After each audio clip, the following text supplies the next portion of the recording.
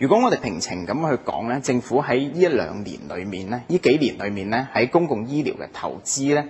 的確係增加咗。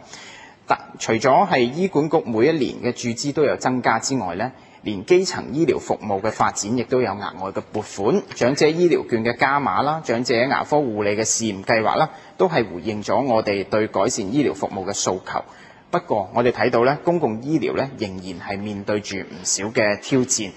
近期公共醫院醫生流失，引起咗在職醫生面對工作壓力嘅群起控訴。事件嘅觸發點呢，除咗係公營醫院工作量大呢個老問題之外，更加係因為咧私營醫院咧近年係急速咁樣擴張，牽引出大規模嘅挖角潮。當中咧婦產科嘅服務咧係最為突顯。內地孕婦嚟到香港產子，除咗係嚮往香港嘅醫療服務質素之外，更加重要嘅係因為